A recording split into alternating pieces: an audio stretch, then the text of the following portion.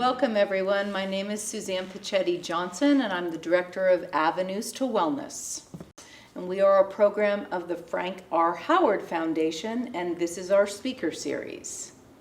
Today I am very proud to introduce our guest speaker, Robin Goldner, licensed clinical social worker. Robin has been practicing psychotherapy for 35 years. And she became interested in the consequences of cell phone usage way back in 2007 when they were first released. Today she will present the talk, Cell Phone Usage, the Hidden Cost to Individuals, Families, and Society. Thank you so much today. Thank you very much. Thank you, Suzanne.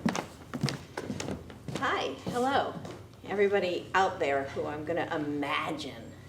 Usually, one of the fun things about speaking is to see audience reaction and to have participation, but of course we live in different times right now. So I don't get that, so I will imagine you out there. First, I want to talk about my bias. So believe it or not, I don't have a smartphone, and actually, I don't even call them smartphones because I question who it's smart for, and I come up with the answer that mostly it's the companies making trillions of dollars, or millions, billions of dollars off of everything we do on our devices. So I call them mobile devices or cell phones. So when I tell people that I don't have a mobile device, let's call them, people are really shocked.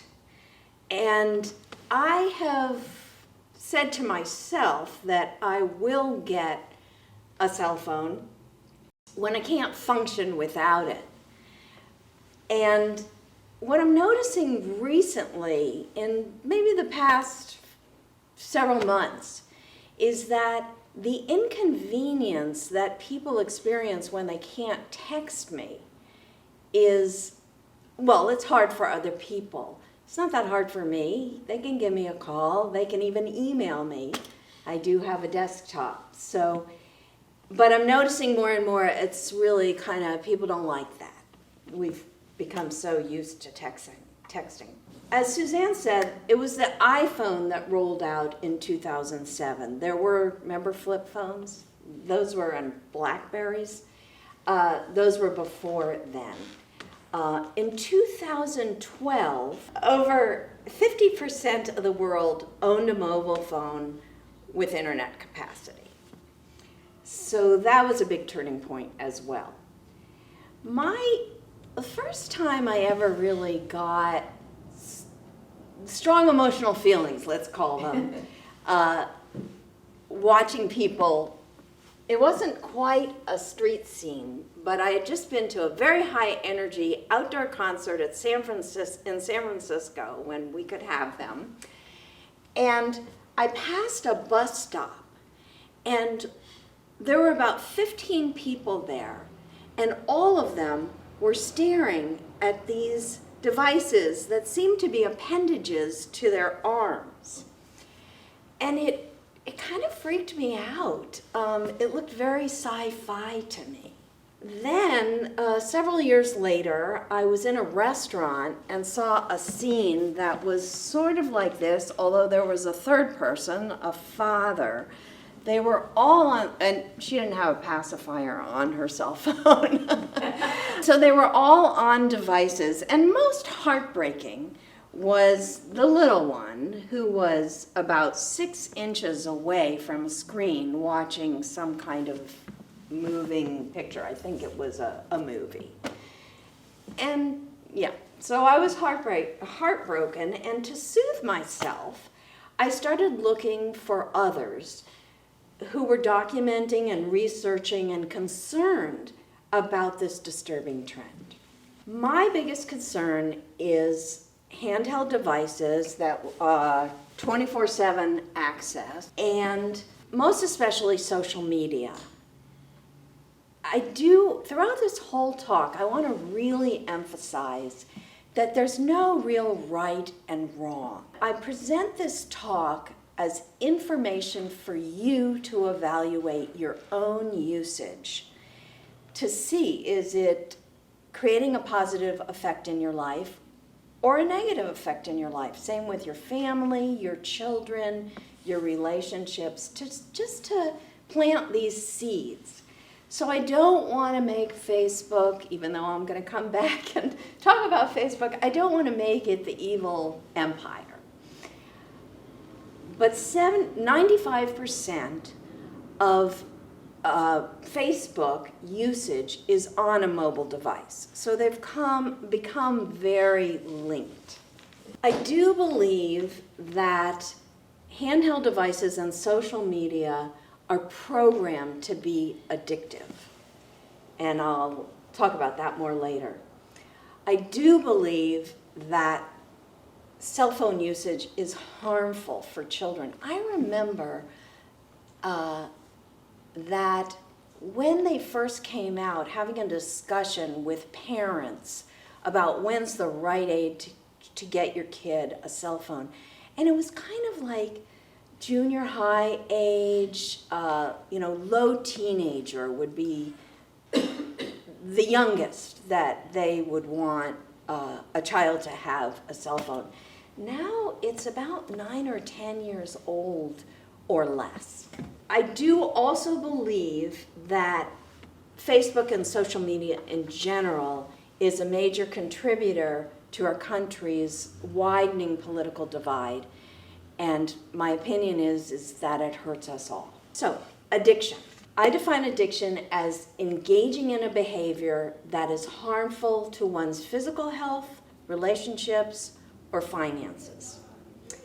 Lying about one's usage is also a common element in addiction. Thinking about the behavior that you're addicted to when you're not doing it is also a red flag, so kind of AKA an obsession.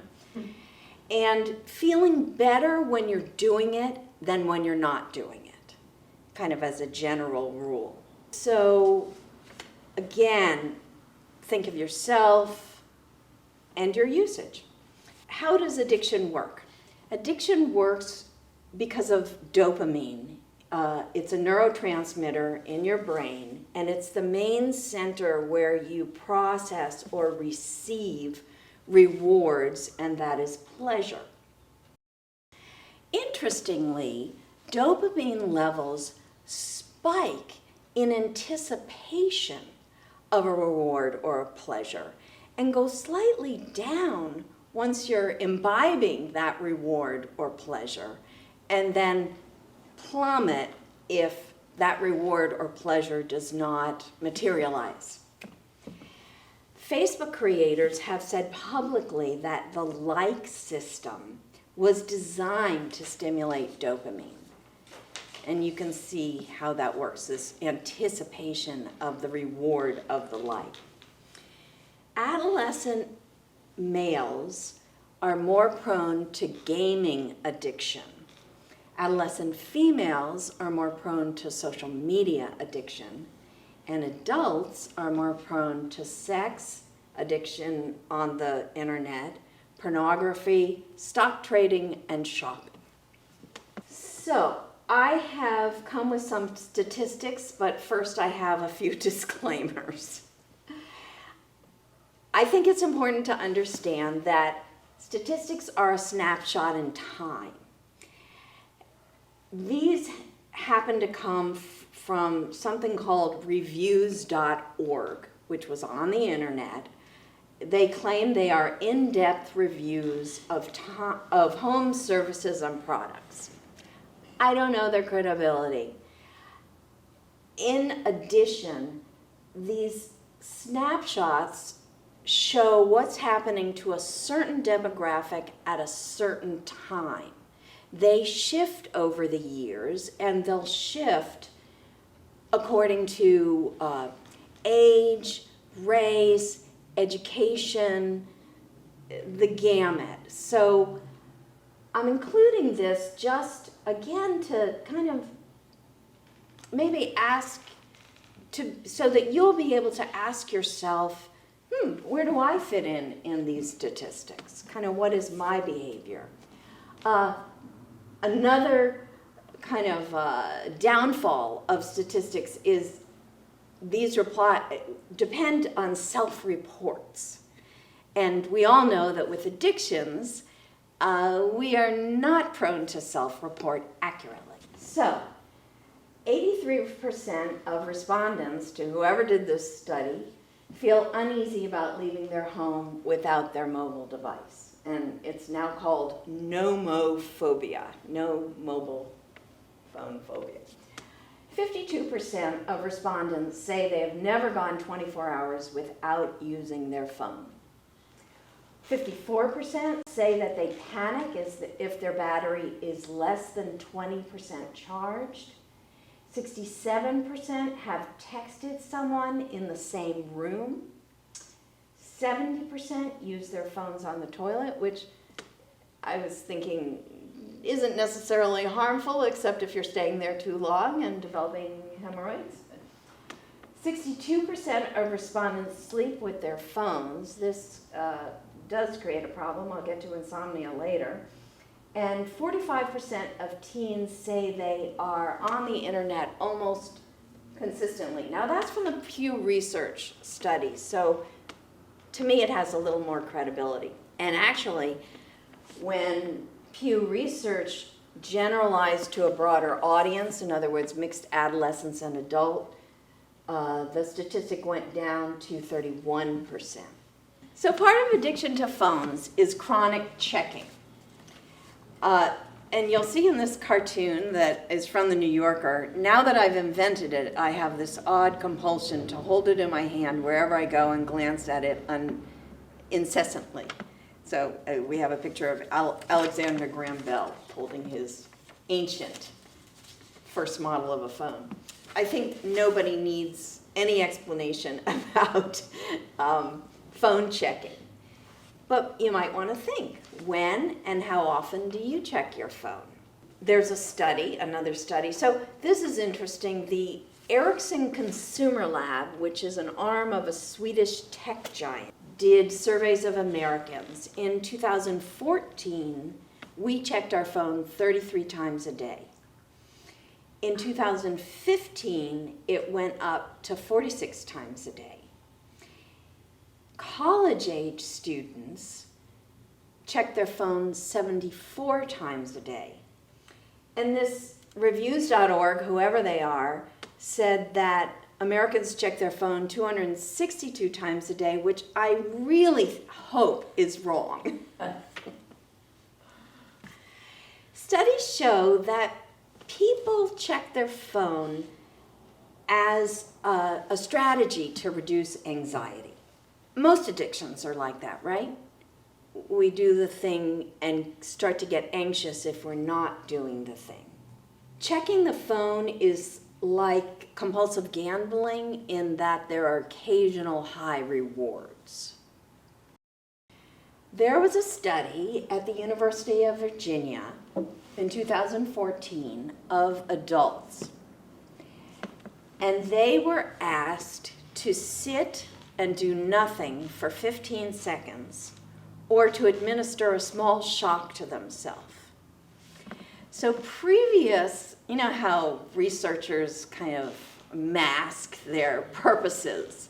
So previous to the actual study, the people in the study, 75% of them said that they would pay money not to have to shock themselves. In the study, 60% of men and 25% of women actually chose to shock themselves instead of sit with nothing to do. For 15 seconds. For 15 seconds. Yeah. So the use of phones is often to avoid negative experiences or feelings and to cope with anxiety through disengaging. And everybody's had the experience of going to a restaurant and seeing people who could be having a conversation face to face are just scrolling or texting or whatever. So I call them silicone security blankets. Let's talk about teenagers. Jean Twenge is a generational researcher. Who knew there were generational researchers? What does she do? She studies the behavior of different age groups through different generations. So I was a boomer. The generation that's sometimes called Generation Z, but she calls the iGen, were born between 1995 and 2012, and she distinguishes them as those children that have never known life before a cell phone.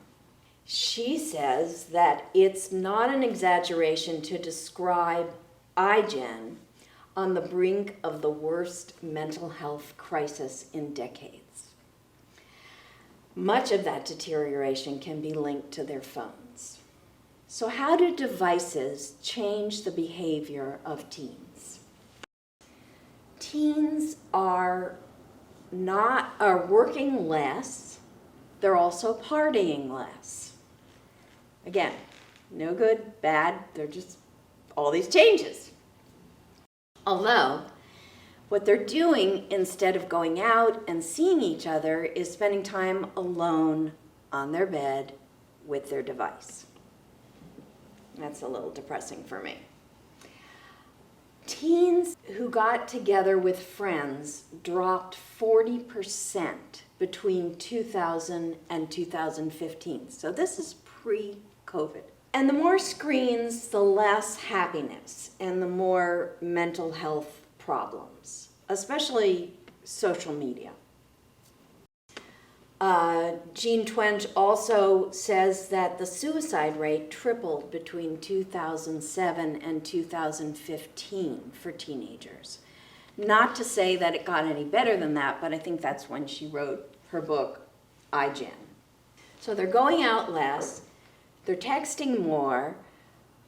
Interesting statistic, they're not dating. So when I was a high school senior, 85% of people of my generation of seniors had gone out for a date by their senior year.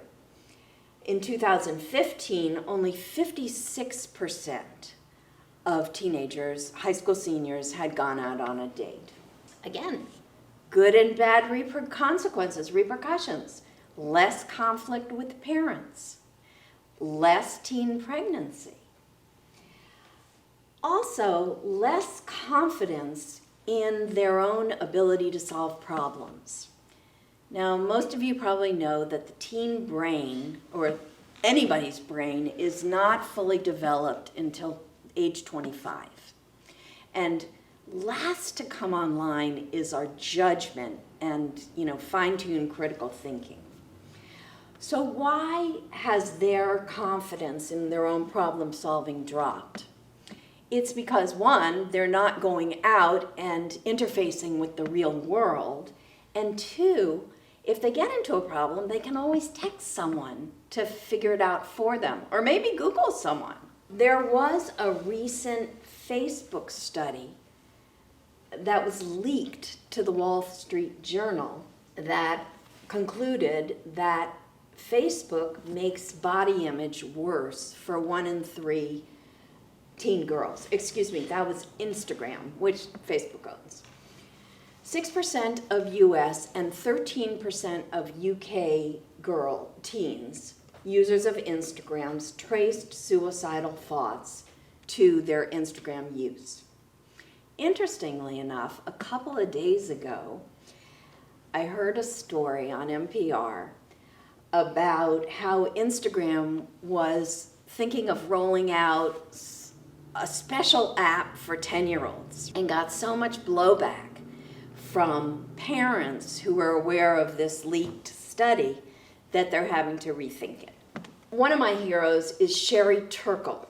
She's an MIT professor and researcher, and she mostly researches college students because that's who she's around.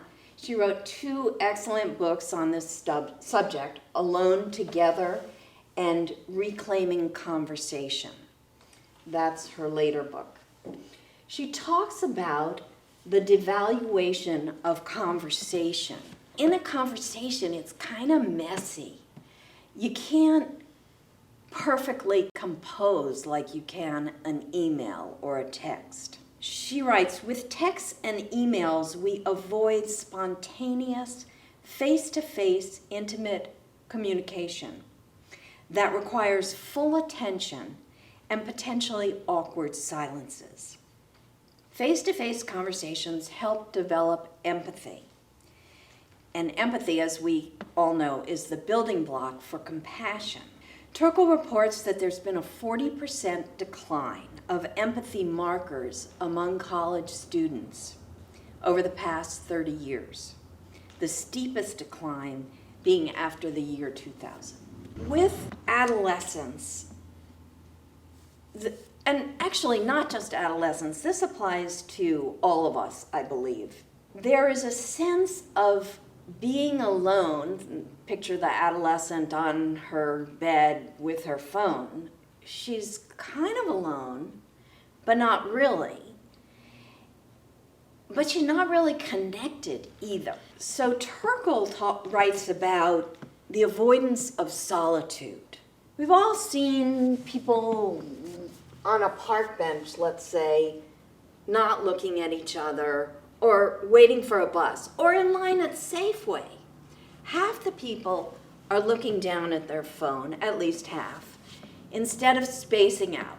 Why do I care if you space out or not? Spacing out and sitting alone and thinking and letting one's mind wander is essential for creativity. It's also the cornerstone for relationships with others and oneself. Glennon Doyle, in her book Untamed, which is not about this subject at all, has a piece about cell phones. And she says that she noticed when she got her 13-year-old son a cell phone that he used to draw things all the time and write short stories, and that stopped. She says creativity and self-discovery lurks just below itchy boredom. I just love that phrase, itchy boredom. How does parental phone use affect children? In her book, The Big Disconnect, Catherine Steiner Adair says that tech-distracted parents can be as damaging as narcissistic or neglectful parents. I read an article by a therapist who works with adolescents named Martha Strauss. And she has, I want to read you some quotes of teenagers in her practice.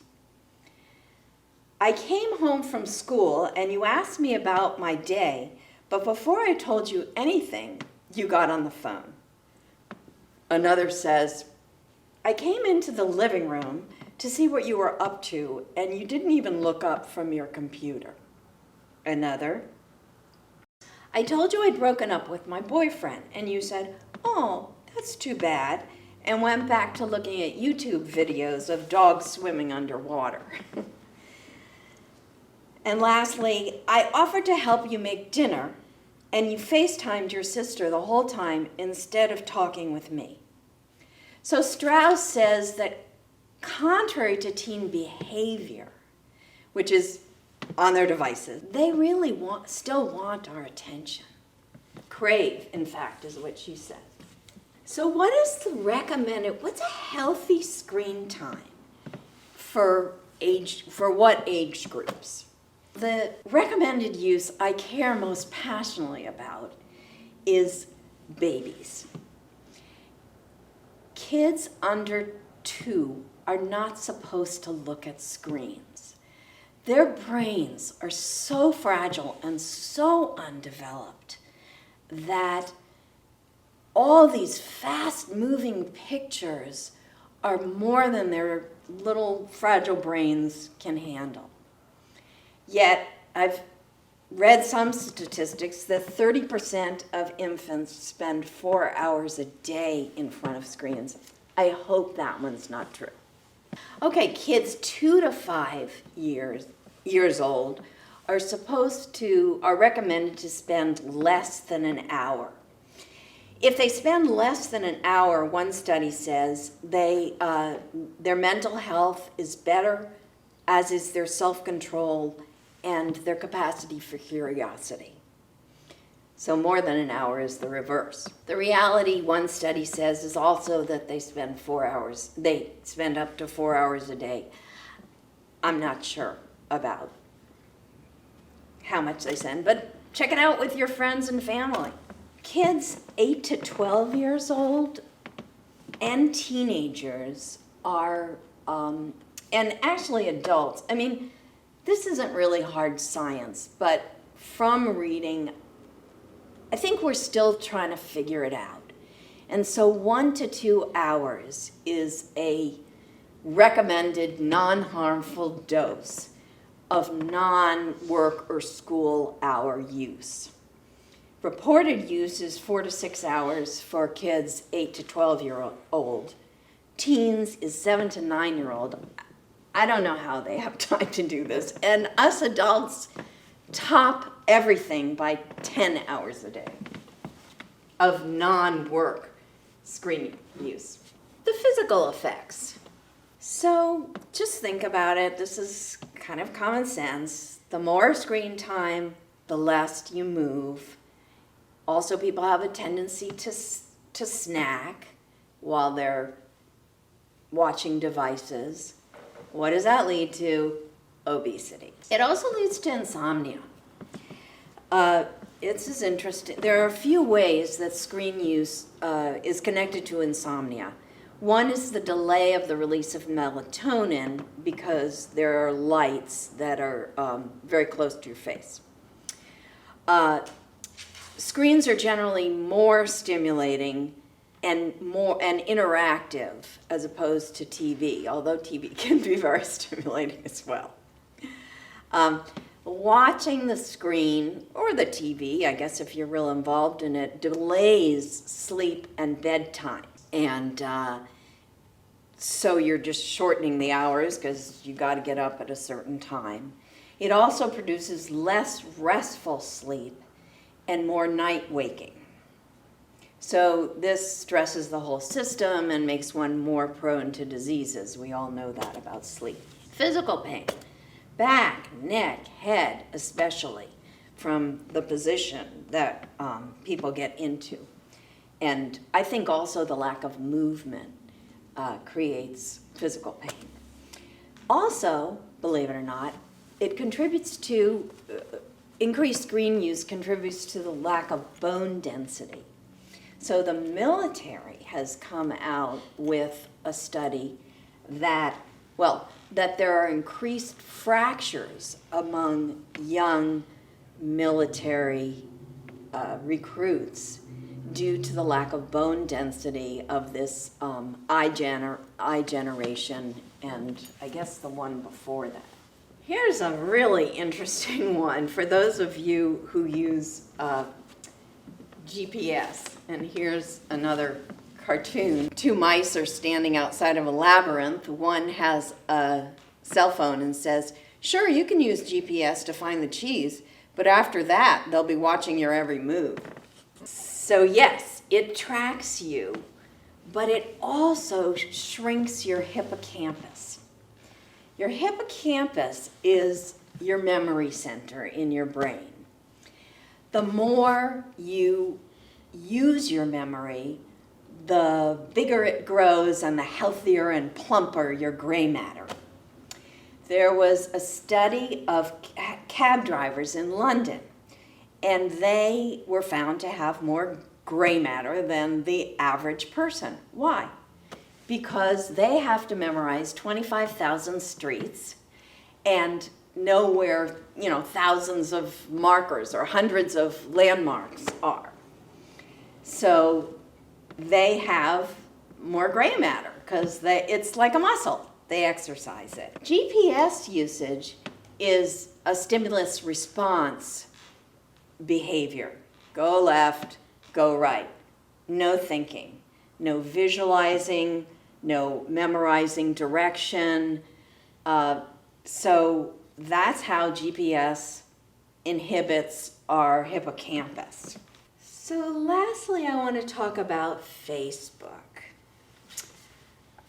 This is from a very interesting New Yorker article by Jill Lepore, and she's reporting on the book An Ugly Truth: Inside Facebook's Battle for Domination, which defines Facebook as an advertising agency that collects and sells data.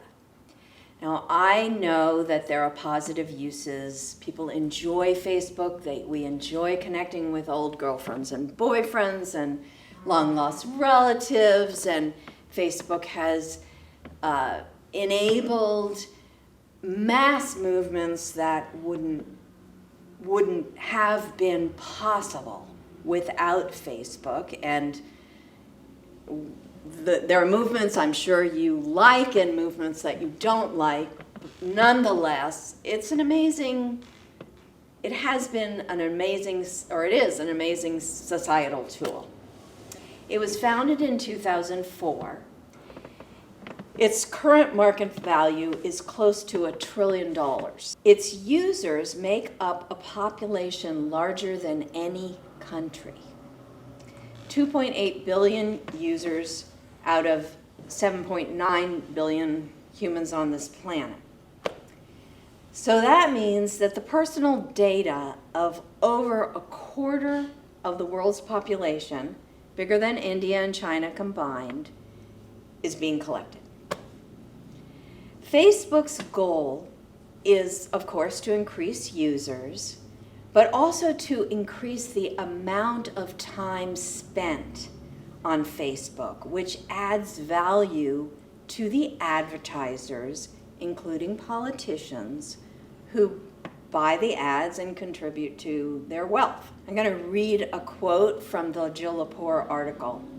During the years of the company's ascent, the world has witnessed a loneliness epidemic, the growth of political extremism and political violence, the widening political polarization, the rise of authoritarianism, the decline of democracy, a catastrophic crisis in journalism, and an unprecedented rise of propaganda, fake news, and misinformation. By no means is Facebook responsible for these calamities, but evidence implicates the company as a contributor to each of them. Jason Lanier wrote the book 10 Arguments for Depleting Your Social Media Accounts Right Now.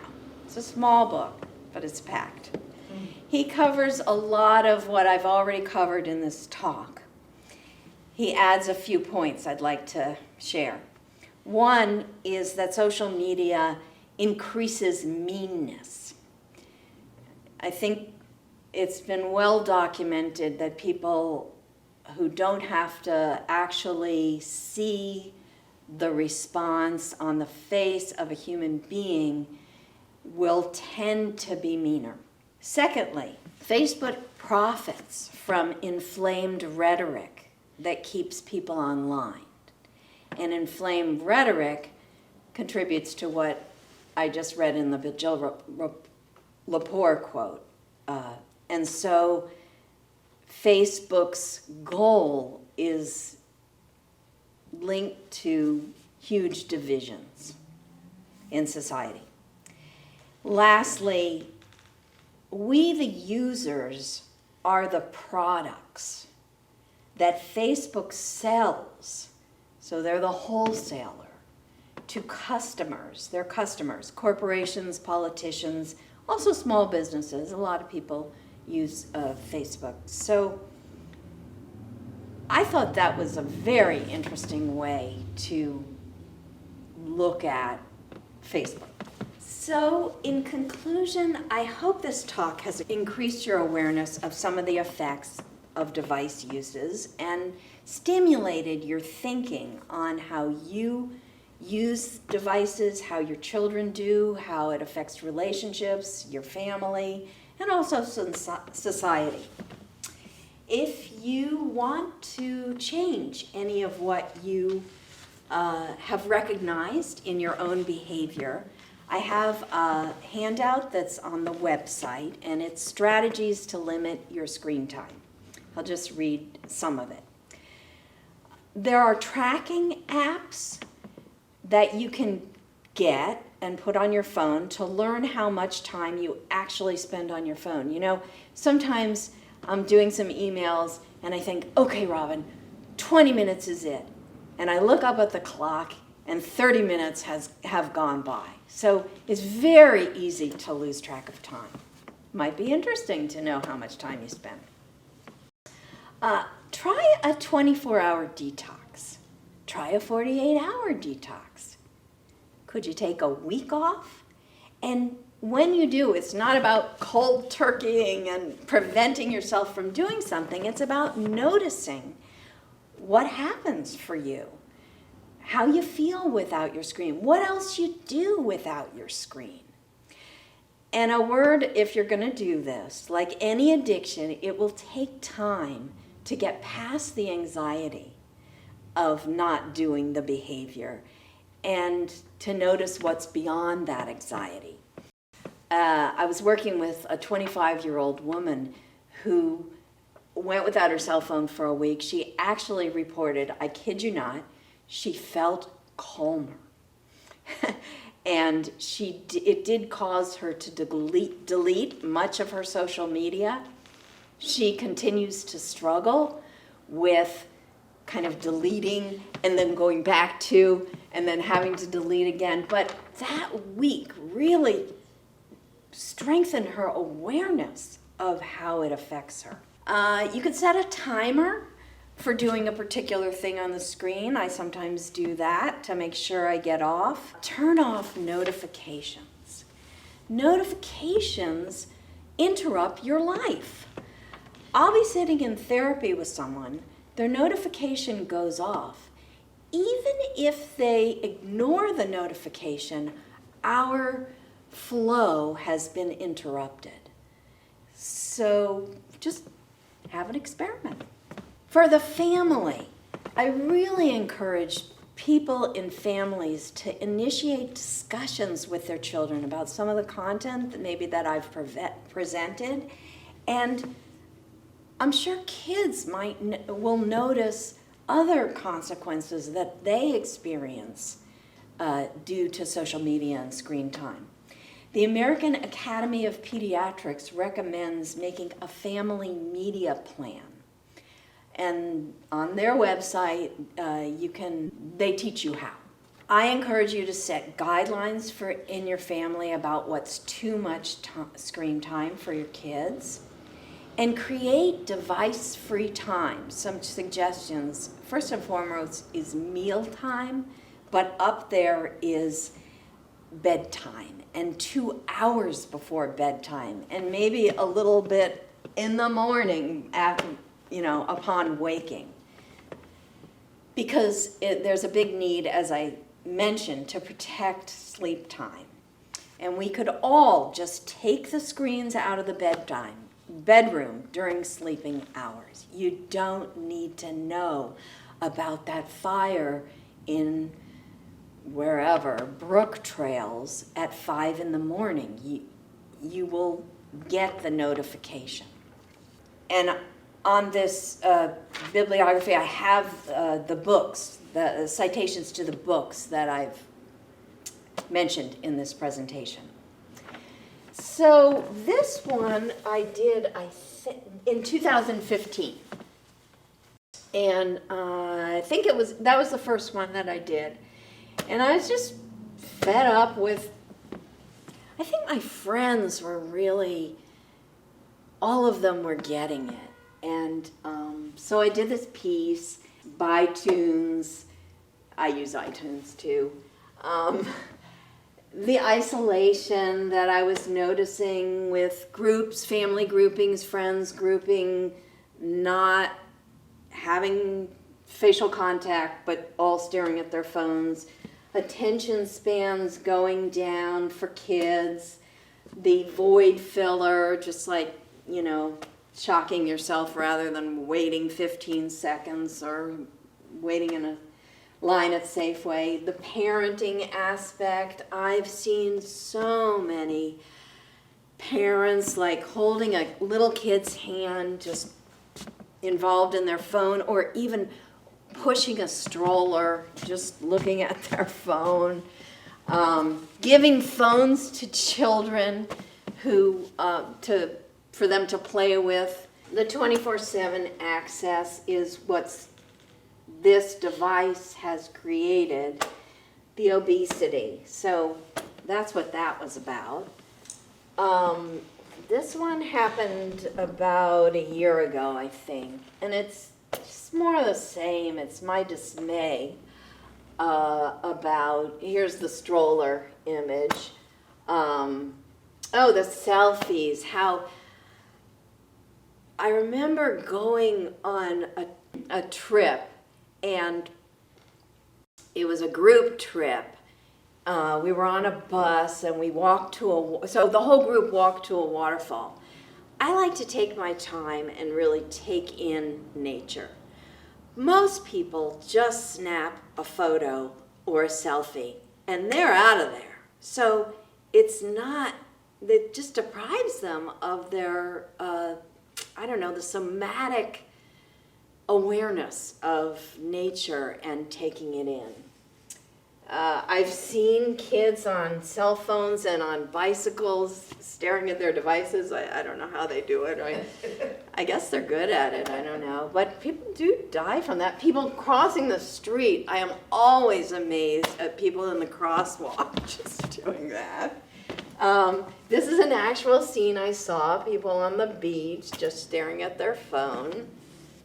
And this is a restaurant scene where, unlike that one, the kid doesn't have a cell phone, and he's up in arms. He's kind of misbehaving because he's angry. Of course, he's angry. So that's the pieces that I did. Very good, very good. So lastly, I want to really thank Suzanne for inviting me and challenging me to get this speech together, and to Andy for videoing it and editing it as need be. And if you've gotten to the end of this talk and you're still watching, shut off the darn thing. Get up, move, go outside if you feel inspired, or have a face-to-face conversation with someone you enjoy. Thank you. Thank you so much, Robin. That was just